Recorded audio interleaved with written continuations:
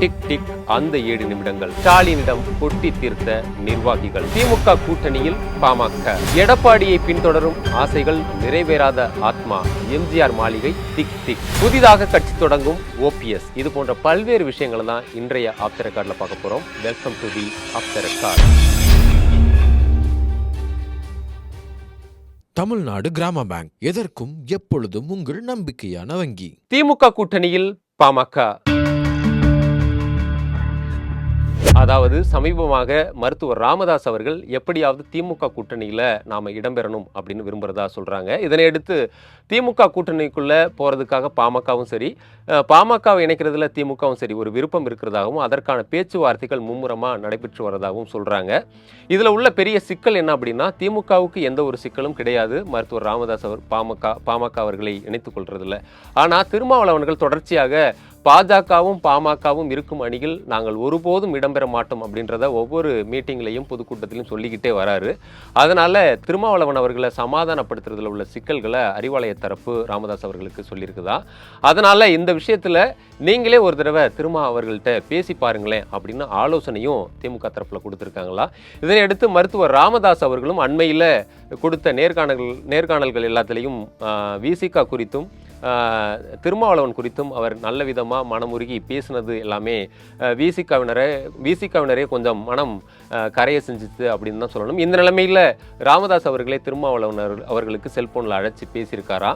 அப்போ பேசும்போது திருமாவளவன் அவர்கள் வயதில் இவ்வளவு மூத்தவர், அவரே இறங்கி வந்து இப்படி பேசுகிறாரே அப்படின்னு சொல்லி ரொம்பவே அதில் மனசு இறங்கி இருக்கிறதா சொல்கிறாங்க. இதனை அடுத்து தான் விசிகாவினுடைய எம்பி ரவிக்குமார் அவர்கள் மருத்துவர் ராமதாஸ் அவர்களுக்கு எக்ஸ் தளத்தில் ஒரு ட்வீட் ஒன்று போட்டிருக்காரு. அது என்ன அப்படின்னா, மருத்துவர் ராமதாஸ் ஐயா அவர்களே 1980 விட இப்போது சமூக நீதியை காக்கிறதுல 2 மடங்கு தேவை அதிகமாயிருக்கு. உடனடியாக சமூக நீதிக்கான பயணத்தில் இறங்குங்க மருத்துவர் அவர்களே அப்படின்னு சொல்லி ஒரு எக்ஸ் தளத்தில் ட்வீட் இருக்காரு. இதனை அடுத்து விசிகாவுக்கும் பாமகவுக்குமான பகை முற்றுப்புள்ளி வைக்கப்படும் அந்த பகைக்கு அப்படின்னு சொல்லப்படுது. இதனை அடுத்து ராமதாஸ் அவர்கள் தன்னுடைய கட்சி பாமகவை திமுக கூட்டணியில் இணைக்கிறதுக்கான வாய்ப்புகளும் அதிகமாக இருக்கிறதா சொல்லப்படுறாங்க. அரசியல்ல எதுவும் நடக்கலாம் தானே. நிறைவேறாத ஆத்மா. எம்ஜிஆர் மாளிகை திக் திக். அதாவது கடந்த ஒரு வார காலமாக எம்ஜிஆர் மாளிகையில், அதாவது அதிமுகவுடைய தலைமை அலுவலகமான எம்ஜிஆர் மாளிகையில் ஒரு பின்னிரவு 3:30 மணிக்கு ஒரு மந்திரவாதி சங்கு ஊதிட்டு வராராம்.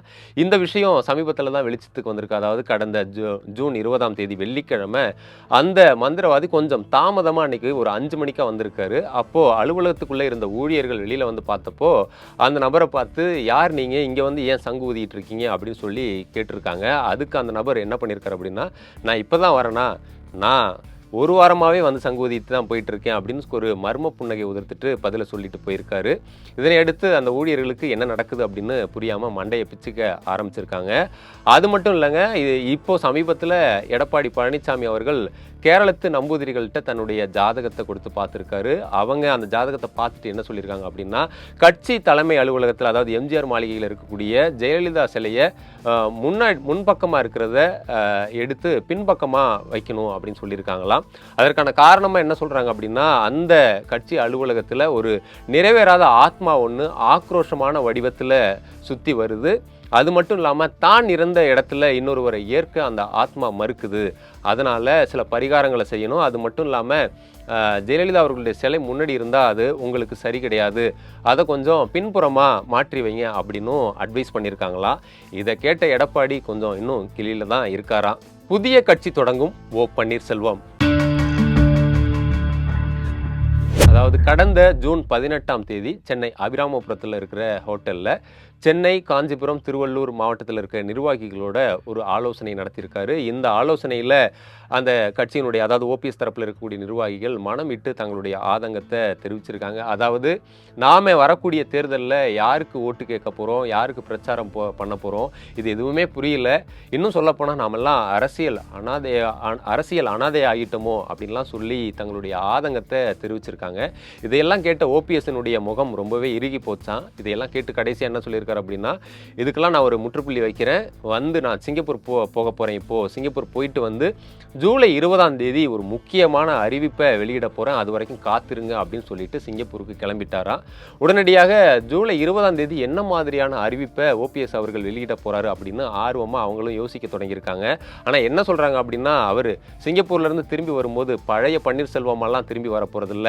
அதனால் யாரும் ஒன்றும் கன்ஃபியூஸ் பண்ணிக்க வேண்டாம். அவர் ஜூலை 20ஆம் தேதி வந்து எம்ஜிஆர் அம்மா திராவிட முன்னேற்ற கழகம் அப்படின்ற பெயரில் ஒரு புதிய கட்சியை தான் அன்னைக்கு அறிவிக்க போகிறார் அப்படின்னு பேசிக்கிறாங்க.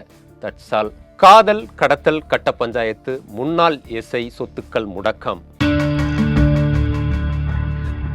அதாவது திருவள்ளூரில் காதல் ஜோடியை பிரிக்கிறதுக்காக இளம் சிறுவனை கடத்தப்பட்ட வழக்கு பெரும் அதிர்வலையை ஏற்படுத்திச்சது. இந்த வழக்கில் ஒரு ஏடிஜிபி மட்டும் இல்லாமல் ஒரு எம்எல்ஏவும் இதில் சம்மந்தப்பட்டிருக்காரு அப்படிங்கிறது பரபரப்பாக இருந்துச்சு. அது மட்டும் இல்லாமல் இந்த வழக்கில் முக்கிய நபராக கருதப்படக்கூடியவர் யார் அப்படின்னா, முன்னாள் எஸ்ஐ மகேஸ்வரி அவர்கள் தான். ஸோ அவங்களும் இந்த வழக்கில் கைது செய்யப்பட்டிருக்காங்க. இப்போது முன்னாள் எஸ்ஐ மகேஸ்வரியுடைய பின்னணியை தான் போலீஸார் தீவிரமாக விசாரணையை முடுக்கிவிட்டு பல விஷயங்களை கண்டுபிடிச்சிட்டு இருக்காங்க. குறிப்பாக மதுரையை சேர்ந்த முன்னாள் எஸ்ஐ மகேஸ்வரிக்கு கொடைக்கானலில் ஒரு நிறுவனம் இருக்குதான். இவங்க சில பஞ்சாயத்துகள் மூலமாக, அதாவது கட்ட பஞ்சாயத்துகள் மூலமாக வந்த ஸ்வீட் பாக்ஸை எல்லாம் இந்த நிறுவனத்தில் தான் அவங்க இன்வெஸ்ட் பண்ணிக்கிட்டு இருக்காங்களாம். இதனை அடுத்து எஸ்ஐ மகேஸ்வரியினுடைய சொத்துக்களை முடக்கம் பண்ணலாம் அப்படின்றதுக்கான ஆலோசனைகளும் போயிட்டு இருக்காங்க. கூடிய விரைவில் மாஜி எஸ்ஐ மகேஸ்வரியுடைய சொத்துக்கள் முடக்கப்படும் அப்படின்னு சொல்றாங்க. அது மட்டும் இல்லாமல் மாஜி எஸ்ஐ மகேஸ்வரியோட இன்னும் தொடர்பில் இருக்கக்கூடிய காக்கிகளுடைய லிஸ்ட்டையும் அவங்க எடுத்துக்கிட்டு இருக்காங்களாம். இதன் மூலமாகவும் மேலும் சில காக்கிகள் சிக்கக்கூடும் அப்படின்னு பேசிக்கிறாங்க. கடும் நெருக்கடியில் பாஜக நிர்வாகி வினோத். சமீபத்திய மத்திய மந்திரி உள்துறை அமைச்சர் அமித்ஷா அவர்களுடைய மதுரை விசிட் எல்லாருக்கும் தெரிஞ்ச ஒரு விஷயம்தான். இந்த விசிட்டில் மத்திய உள்துறை அமைச்சர் அமித்ஷாவை சந்திக்க பலரும் விருப்பம் தெரிவிச்சிருந்தாங்க. பாஜகவினுடைய நிர்வாகிகள் மட்டும் இல்லாமல் கூட்டணி கட்சி தலைவர்கள் கூட அவரை சந்திக்கணும் அப்படின்னு விருப்பம் தெரிவித்து அனுமதியெல்லாம் கேட்டிருந்தாங்க. அதில் ஓபிஎஸ் அவர்கள் கூட அனுமதி மறுக்கப்பட்டுச்சு அப்படின்லாம் பேசிக்கிட்டாங்க. அந்த அளவுக்கு இந்த விசிட்டில் மதுரை மற்றும் மதுரையை சுற்றியுள்ள பாஜக நிர்வாகிகளுக்கு மட்டுமே அனுமதி அப்படின்ற அளவுக்கு ரொம்பவே ஸ்ட்ரிக்டாக அந்த புரோட்டோக்கால் எல்லாம் ஃபாலோ பண்ணிட்டு இருந்தாங்க. ஆனால் அதையெல்லாம் மீறி ஒரு குற்ற பின்னணியில் இருக்கக்கூடிய ஒரு நபராக இருந்த மிளகாய்ப்பொடி வெங்கடேசன் அவர்கள் அமித்ஷாவினுடைய வருகையை, அதாவது அவரை வரவேற்பதற்கான குழுவில் அவருடைய பெயரும் இடம்பெற்றது தான் அதிர்ச்சியை ஏற்படுத்தியிருக்கு. அவரை அந்த குழுவுக்குள்ளே கொண்டு வந்து சேர்த்தது யார் அப்படின்னு பார்த்தா, பாஜகவினுடைய மாநில செயலாளராக இருக்கக்கூடிய வினோத் பி செல்வன் தான் அவரை அழைச்சிட்டு வந்ததாக சொல்லப்படுது. இதெல்லாம் பின்னாடி பெரிய சிக்கல்கள் வந்த பிறகு பாஜகவினுடைய தமிழக தலைவராக இப்போது இருக்கக்கூடிய நயினார் நாகேந்திரன் வினோஜை கூப்பிட்டு ரொம்பவே கடிந்து கொண்டாராம். ஏன் இப்படி இருக்கிறவங்களையெல்லாம் வந்து அழைச்சிட்டு வரீங்க, இதனால கட்சிக்கு பெரிய அவப்பெயர் ஏற்படுது அப்படின்னு சொல்லி அவர்கிட்ட பேசியிருக்காராம்.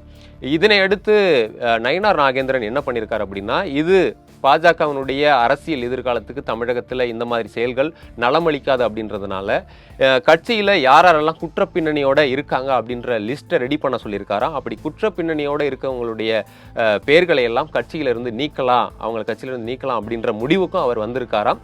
அப்படி குற்ற பின்னணி இருக்கக்கூடிய நபர்களையெல்லாம் நீக்கிவிட்டு புதிய இளைஞர்களை, புதிய உத்வேகத்தோட இயங்கக்கூடிய புதிய இளைஞர்களை கட்சி நிர்வாகிகளாக நியமிக்கலாம் அப்படின்ற முடிவுக்கும் நயினார் நாகேந்திரன் அவர்கள் வந்திருக்காராம்.